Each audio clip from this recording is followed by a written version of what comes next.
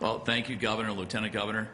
The vast majority of our businesses have demonstrated an incredible commitment to the protocols and guidance we released since reopening began back in May.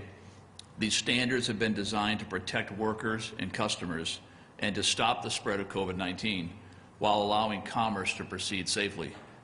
We're proud of this commitment, as well as the patience and understanding of the small retailers, restaurants, and other businesses that give our cities and towns the character we all love.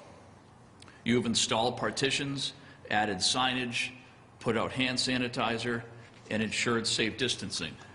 You've adjusted, and we thank you all for all you've done and the work you've put in. Your dedication was shown in our success over the spring and summer in our ability to methodically reopen the state's economy. And it's one reason we've been able to begin to transition from reopening to recovery, including the announcement of a comprehensive economic recovery plan back in October. Unfortunately, the predicted second surge is upon us, and we must move quickly to stop the spread. A new normal is still in front of us, but we are not there yet.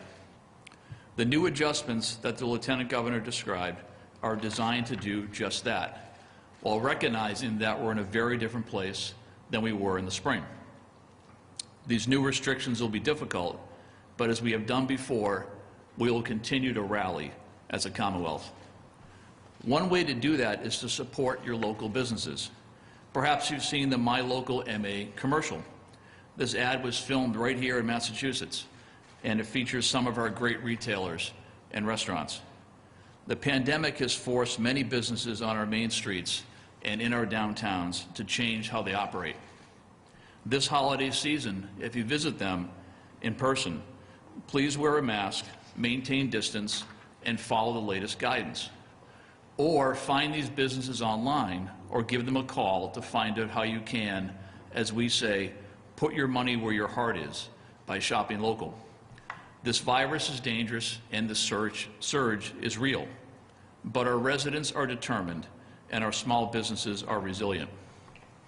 While our resolve is being tested, it remains strong. We will get through this. Thank you. And now, Secretary Sudders.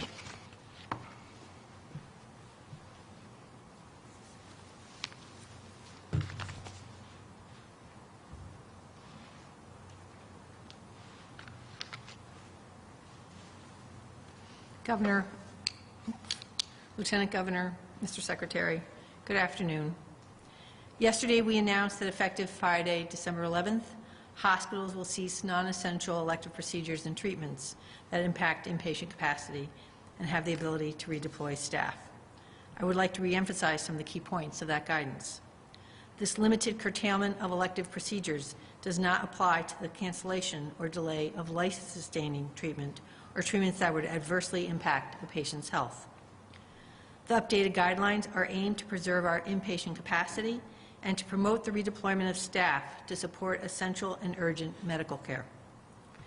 To further clarify, a non-essential elective procedure is defined as a procedure that is scheduled in advance because the procedure does not involve a medical emergency and where delay will not be adverse to the patient's health. What will continue to be available are priority preventive visits that lead to high risk if deferred.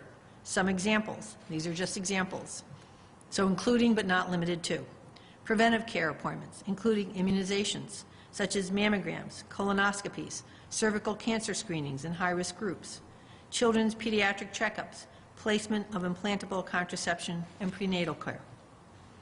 If you have a question about an upcoming appointment, please contact your healthcare provider for clarification and assistance.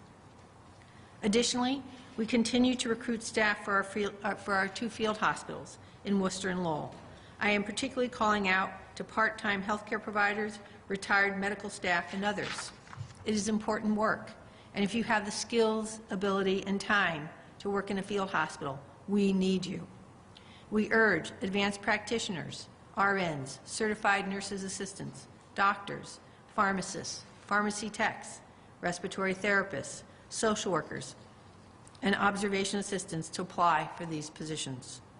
Please visit umassmemorialresponds.com or lowellgeneralresponse.com to apply for the many jobs that need to be filled in Worcester and at the field site coming online in Lowell later this month.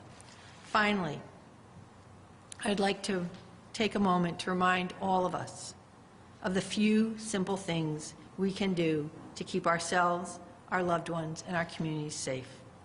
Wear a mask, wash your hands, keep your distance, and avoid groups.